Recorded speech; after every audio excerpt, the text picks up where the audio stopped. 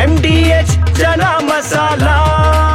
ಈಗ ಕಡಲೆ ಇರಲಿ, ಹಲಸಂದೆ ಬೀಜ, ಕಪ್ಪು ಕಡಲೆ ಅಥವಾ ಬಿಳಿ ಕಡಲೆ, ಎಲ್ಲವೂ ಸ್ವಾದಿಷ್ಟವಾಗುತ್ತೆ. ವರುಣನ ಆರ್ಭಟಕ್ಕೆ ಘಟಪ್ರಭೆಯ ರೌದ್ರಾವತಾರ. ಮಳೆಯಿಂದಾಗಿ 300 ಎಕರೆ ಬೆಳ್ಳುಳ್ಳಿ ನಾಶ. ಇದೆಲ್ಲವನ್ನ ನೋಡೋಣ ಕರ್ನಾಟಕ ನ್ಯೂಸ್ ಟಾಪ್ನಲ್ಲಿ.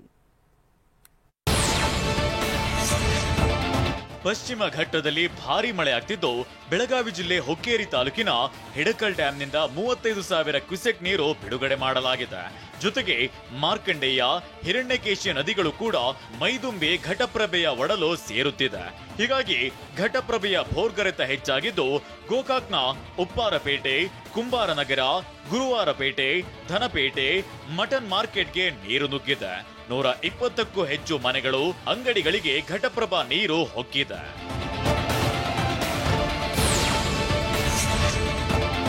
ಮಳೆ ಅಬ್ಬರದಿಂದಾಗಿ ದಾವಣಗೆರೆ ಜಿಲ್ಲೆ ಹರಿಹರ ತಾಲೂಕಿನಲ್ಲಿ ಜಮೀನಿನಲ್ಲೇ ಬೆಳ್ಳುಳ್ಳಿ ಕೊಳೆಯುತ್ತಿದೆ. ಸುಮಾರು 300 ಎಕರೆ ಬೆಳ್ಳುಳ್ಳಿ ನಾಶವಾಗಿದ್ದು, ಎರೆಹೊಸಳ್ಳಿ, ಬಿಳಸನೂರು, ಕಮಲಾಪುರ ರೈತರು ದಿಕ್ಕೆಟ್ಟು ಕೂತಿದ್ದಾರೆ. ಫಸಲಿಗೆ ಬಂದಿದ್ದ ಬೆಳೆ ಕೈತಪ್ಪಿ ಹೋಗಿದ್ದಕ್ಕೆ ಕಣ್ಣೀರು ಹಾಕಿದ್ದಾರೆ.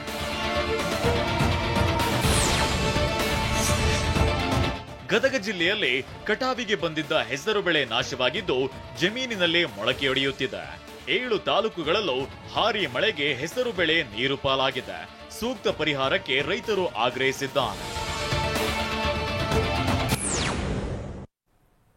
ಶಿಕ್ಷಕನ ವರ್ಗಾವಣೆ, ವಿದ್ಯಾರ್ಥಿಗಳ ಪ್ರತಿಭಟನೆ, ಗೊಬ್ಬರ ಚೀಟಿಗೆ ನೂಕುನುಗ್ಗಲು, ಯತ್ನಾಳ್ ವಿರುದ್ಧ ಕೊಪ್ಪಳದಲ್ಲಿ ದಾಖಲಾಯಿತು ದೂರು. ಇದೆಲ್ಲವನ್ನ ನೋಡೋಣ ಸಮಗ್ರ ನ್ಯೂಸ್ ಟಾಪ್ನಲ್ಲಿ.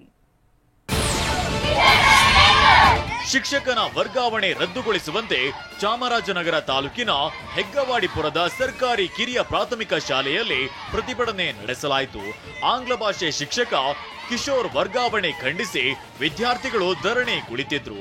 ಸ್ಥಳಕ್ಕೆ ಚಾಮರಾಜನಗರ ಬಿಇಒ ಹನುಮಂತ ಶೆಟ್ಟಿ, ಸಂತೆಮರಹಳ್ಳಿ ಠಾಣೆ ಪೊಲೀಸರು ಭೇಟಿ ನೀಡಿ ವಿದ್ಯಾರ್ಥಿಗಳು ಪಾಲಕರ ಮನವೊಲಿಸಿದ್ರು.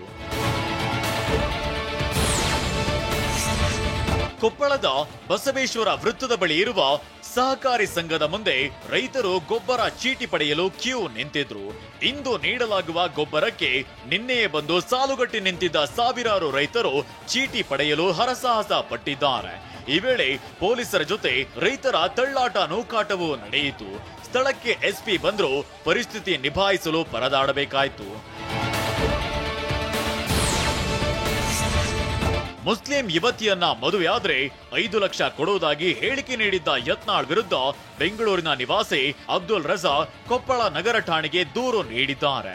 ಯತ್ನಾಳ್ ಮುಸ್ಲಿಂ ಸಮಾಜವನ್ನ ಪ್ರವಾದಿ ಮೊಹಮ್ಮದ್ರನ್ನ ಟಾರ್ಗೆಟ್ ಮಾಡಿ ಮಾತನಾಡ್ತಾರೆ. ಯತ್ನಾಳ್ ಹೇಳಿಕೆ ನೀಡಿ 10 ದಿನಗಳು ಕಳೆದ್ರೂ ಪೊಲೀಸರು ಸ್ವಯಂ ಪ್ರೇರಿತವಾಗಿ ದೂರು ದಾಖಲಿಸಿಕೊಂಡಿಲ್ಲ. ಹೀಗಾಗಿ ನಾನು ದೂರು ನೀಡಿರೋದಾಗಿ ಅಬ್ದುಲ್ ರಜಾಕ್ ಹೇಳಿದ್ದಾರೆ. ಬೆಂಗಳೂರಿನ ಕನಕಪುರ ರಸ್ತೆಯಲ್ಲಿರುವ ಮಣಿಪಾಲ್ ಆಸ್ಪತ್ರೆಯು ಮಣಿಪಾಲ್ ಫೌಂಡೇಶನ್ ಸಹಯೋಗದೊಂದಿಗೆ ಹೊಸ ಘಟಕವನ್ನ ಆರಂಭಿಸಿದೆ.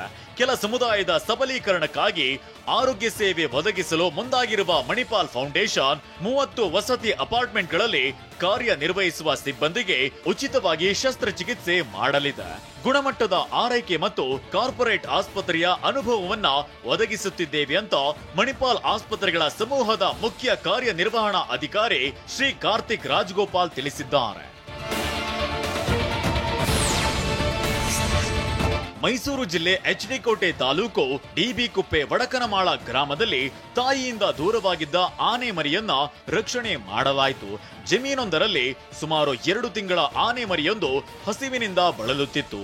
ವಿಷಯ ತಿಳಿದ ಅರಣ್ಯ ಇಲಾಖೆ ಸಿಬ್ಬಂದಿ ಮರಿಯಾನೆಗೆ ಆಹಾರ ನೀಡಿ ಆರೈಕೆ ಮಾಡಿ ತಾಯಿ ಆನೆ ಜೊತೆ ಸೇರಿಸಲು ಮುಂದಾದ್ರು. ವಾಹ್, ಯಾಕೆ ಈಗ ಬಂತ ಸ್ವಾದ? ಖಂಡಿತ ಈಗ ಬಂತು ಅಸಲಿ ಸ್ವಾದ. MDH chunky chaat masala life ಅಲ್ಲಿ ಅಸಲಿ ಸ್ವಾದ ತರುತ್ತೆ. ಅಸಲಿ ಮಸಾಲ, ಎಸ್ ಎಸ್ MDH.